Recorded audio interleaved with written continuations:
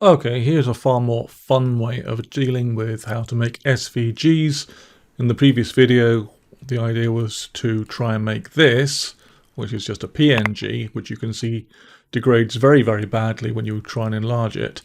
Can we make something that's an SVG version of that? And the answer is yeah. So here's how we're going to do it. And this, I'm pleased to say, is a piece of cake. All we're going to do here is we're going to create by inserting a shape. We're going to use a rectangle which has got rounded corners. You can probably see where this is going to go already, right? So let's just turn that around. And we'll try and make this kind of fit where that is at the moment, so we've got the right sort of dimensions. This is supposed to be a square shape, so I can actually make sure that it is square. That's, let's call that 1151 by 1149. So let's make that 12 all round. Let's do that. Okay, so 12 there,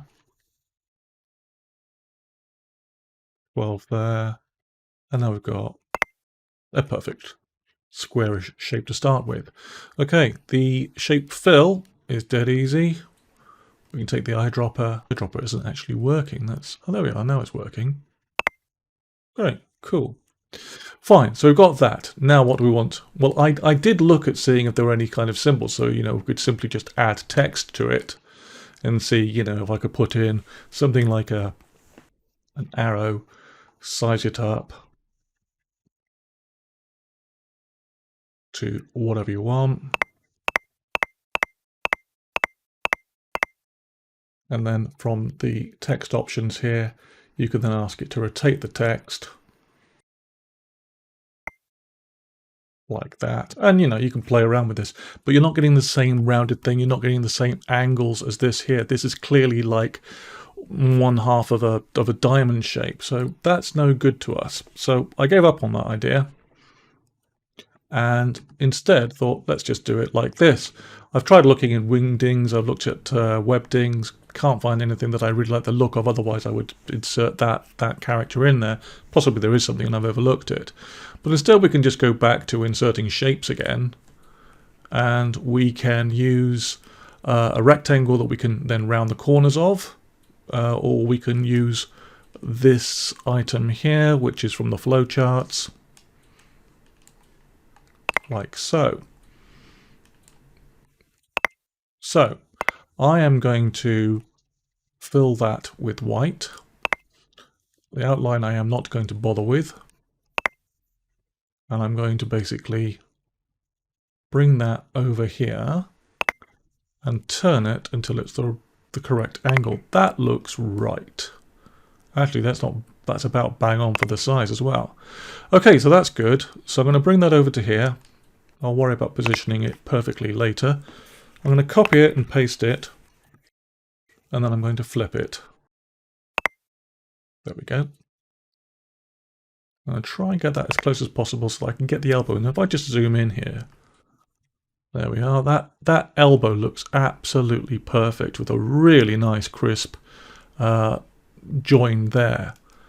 Okay, so that's nice. I like that. I'm going to group that, and then I'm going to see about making sure that that is exactly in the middle of, there we are. We can see that's in the middle of that shape there. There we are. That is absolutely horizontal. According to the crosshairs that I saw there, that's exactly in the center of this shape. I'm going to get rid of this in case it's throwing it off. There. That is perfectly aligned in the middle and everywhere else.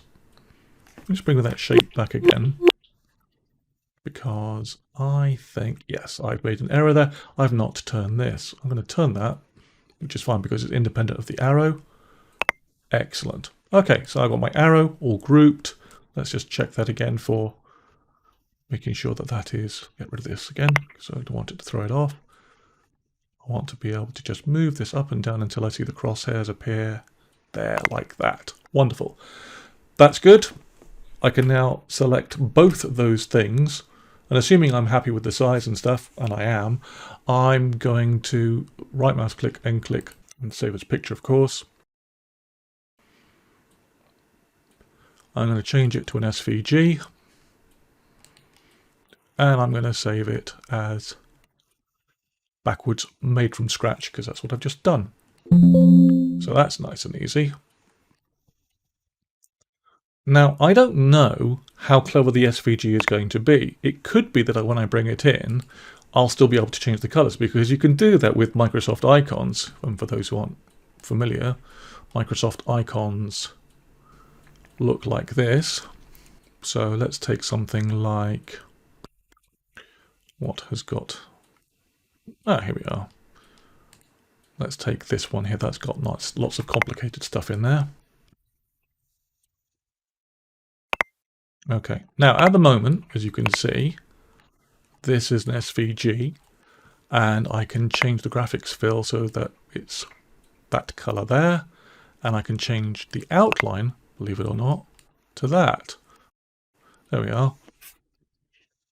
And you can see that there's so much in this, it's actually remembering each of the particular components of this. So this brush will be made up of components, this palette will be made of components, the V-neck or the V in there will be made of components, and so on. But I can't fill in the face or anything like that, but at least it's remembering the componentry of this. It may be that in the same way, the new shape I've just created, the SVG, will also remember that. I haven't tested it. So let's try that. Insert a picture from this device. Backwards made from scratch is the thing we want. Then hey presto, there we are. Now, can I still change any of the components? Can I change the graphics fill? I can, but it wipes out my background.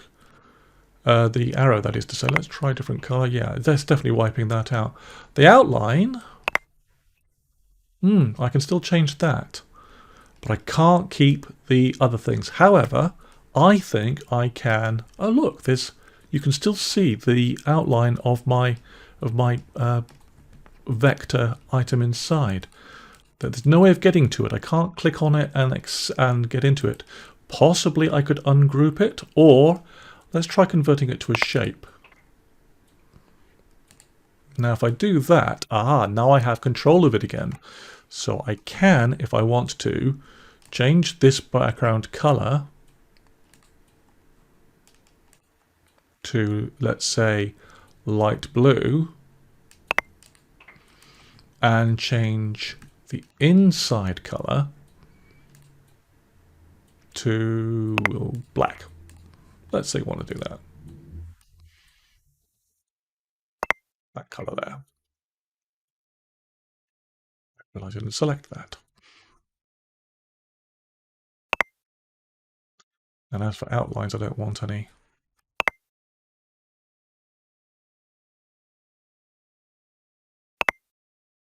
Okay, so now I've got another graphic ready to be saved again. So let's save this. Let's group it together.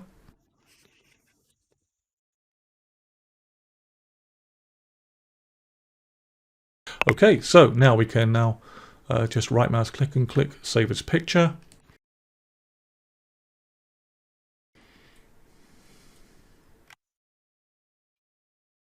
SVG, backwards. I'm going to call this light blue. So I can now bring that in anytime I want. Insert picture from this device. And voila, we now have an SVG.